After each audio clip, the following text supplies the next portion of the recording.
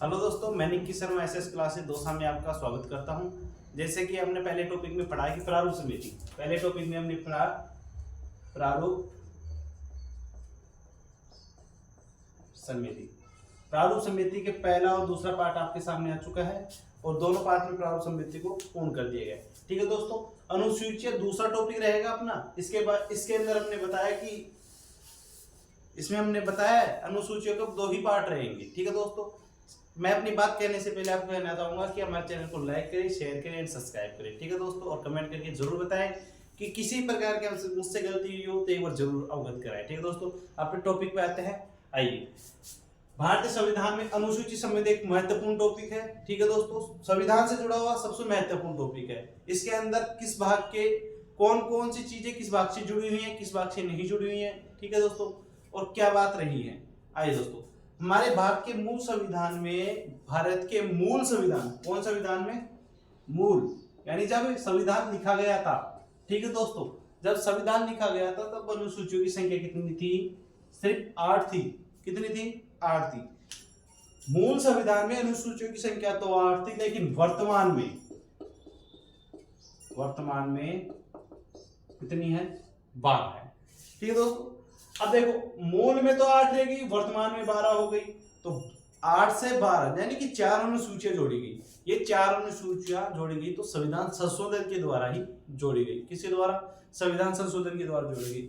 संविधान संशोधन के द्वारा कितनी अनुसूचियां? 4, यानी कि 9वीं, 10वीं, 11वीं और 12वीं, ये 4 अनुसूचियां हमारे सामने जोड़ी गई।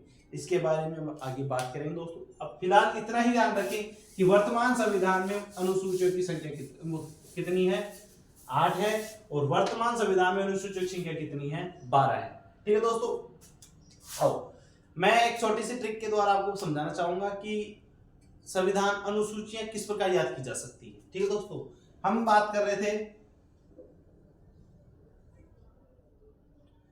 28वें शपथ समारोह में राज्यसभा में, 28वें शपथ समारोह में राज्यसभा में SC ST पूर्वोत्तर राज्यों में बैठे, यानी कि कौन कौन से अनुसूची में कौन कौन सी बात कही गई, इसके बारे में बताया गया है।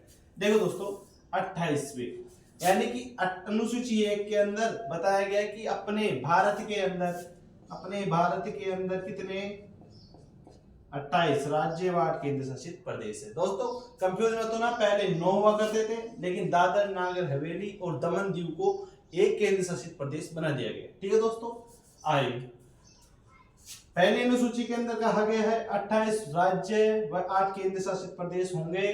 ठीक है दोस्तों, दूसरे में वेतन के बारे में बात की गई है। वेतन किस किस के वेतन की बात की गई है?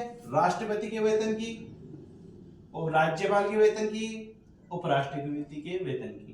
ठीक है दोस्तों, भारत का प्रथम व्यक्ति कौन? राष्ट्रपति। प्रथम व्यक्ति कौन है? राष्ट्रपति होता है। और राज्य का प्रथम व्यक्ति कौन होता है? राज्यपाल। राज्य का प्रथम कौन है? राज्यपाल। ठीक है दोस्तों, भारत का तो प्रथम व्यक्ति कौन होता है? राष्ट्रपति, और राज्य का प्रथम व्यक्ति कौन होता है? राज्यपाल। राज्य का पर्सनल पूछे कि राज्य का प्रथम व्यक्ति कौन होता है? राज्यपाल ही होता है। ठीक है दोस्तों, लेकिन पूरे भारत में प्रथम व्यक्ति कौन होता है? राष्ट्रपति होता है। लेकिन वेतन के बारे में किसके बारे में कहा गया है? राष्ट्रपति, राज्यपाल और उपराष्ट्रपति के बारे में बात कही गई है। ठीक है दोस्तों, अनुसूची नंबर 3 यानी कि शपथ समारोह। ठीक है, 28 यानी 28 राज्य 8 केंद्र शासित प्रदेश, वे यानी कि वेतन की बात कही है। किस किस के वेतन? राष्ट्रपति, राज्यपाल और उपराष्ट्रपति के वेतन की। ठीक है दोस्तों, शपथ समारोह। अब किस किस के बारे में सब कौन कौन शपथ लेंगे इसका उल्लेख किया गया है, कौन कौन शपथ नहीं लेंगे इसके बारे में उल्लेख नहीं किया गया है, बताया गया है। देखो दोस्तों, इसके बारे में महत्वपूर्ण बात यह की गई है संविधान में कि राष्ट्रपति, राज्यपाल और उपराष्ट्रपति का उल्लेख नहीं किया गया है। राष्ट्रपति, राज्यपाल और उपराष्ट्रपति का उल्लेख नहीं किया गया। अनुच्छेद 60 के तहत राष्ट्रपति शपथ लेता है, अनुच्छेद 162 के तहत राज्यपाल शपथ लेता है, अनुच्छेद 69 के तहत उपराष्ट्रपति शपथ लेता है। ठीक है दोस्तों, लेकिन इनके बारे में उल्लेख नहीं किया गया है। ठीक है दोस्तों, अनुसूची नंबर 4, अनुसूची 4 में बताया गया है कि राज्यसभा में सीटों का आवंटन, अर्थात कि राज्यसभा में किस प्रकार सीटों को बांटा जाएगा, कौन किसके पास कितनी सीटें होगी वो राज्य शासन करेगा। ठीक है, यानी प्रधानमंत्री कौन बनेगा, उस प्रकार राष्ट्रपति कौन बनेगा, क्योंकि जनता के द्वारा प्रधानमंत्री का चुनाव किया जाता है, लेकिन राष्ट्रपति का चुनाव जनता के द्वारा नहीं किया जाता, यानी कि आम जनता इसका चुनाव नहीं करती।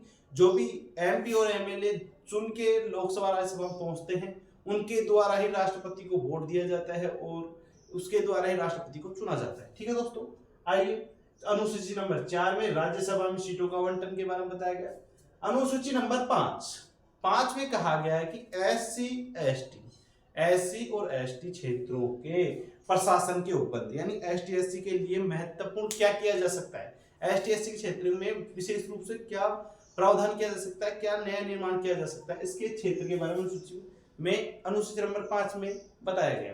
ठीक है दोस्तों, अनुसूची नंबर 6 सबसे महत्वपूर्ण है। ठीक है दोस्तों, इसके अंदर बताया गया पूर्वोत्तर राज्य, पूर्वी राज्य हैं, उनमें जनजाति क्षेत्र ज्यादा निवास करती हैं। कौन कौन से में? मिजोरम, मेघालय, त्रिपुरा, असम। मिजोरम, मेघालय, त्रिपुरा, असम, यानी MMTA। ठीक है, यानी कि पूर्वोत्तर राज्यों के जनजातीय क्षेत्रों के प्रशासन, यानी कि उनके बारे में विकास की दर, विकास का प्रोसेस क्या रहे, उसको कैसे बढ़ाया जा सके, इसके बारे में कहा गया है अनुसूची नंबर 6। ठीक है दोस्तों, एक बार वापस रिवाइज करना चाहूंगा कि भारत के मूल संविधान में अनुसूचियों की संख्या 8 है तथा वर्तमान संविधान में अनुसूचियों की संख्या कितनी है? 12 है। 4 अनुसूचियां जोड़ी गई, कौन कौन से संविधान संशोधन द्वारा जोड़ी गई और कब कब जोड़ी गई, ये आपको नेक्स्ट पार्ट नंबर 2 में, अनुसूची पार्ट नंबर 2 में आपको उपलब्ध कराई जाएगी। ठीक है दोस्तों, लेकिन आप छोटी सी ट्रिक के द्वारा जरूर याद रखिए, 28वें शपथ समारोह में राज्यसभा में एससी एसटी पूर्वोत्तर राज्यों में बैठे, एससी एसटी का बैठे पूर्वोत्तर राज्यों में, यानी कि एससी एसटी के बारे में कहा गया कि इनके प्रशासन के बारे में कहा गया। ठीक है, और पूर्वोत्तर यानी पूर्व राज्यों में जनजाति निवास करती है, उनके उपबंध प्रशासन के बारे में, उपबंध के बारे में कहा गया है। ठीक है, यानी सबसे ज्यादा जनजाति कहाँ निवास करती है?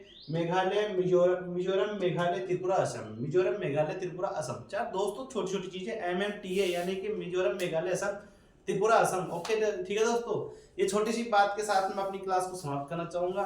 ठीक है दोस्तों, आपको क्लास पसंद आए तो लाइक करें, शेयर करें, सब्सक्राइब करें और कमेंट करके जरूर बताएं कि आपको मेरी क्लास कैसी लगी और मैं इसमें किस प्रकार से बदलाव किया जा सकता है या फिर मैं कर सकता हूँ। ठीक है दोस्तों, एक बार जरूर बताएं। और ठीक है दोस्तों, राम राम, जय श्री राम।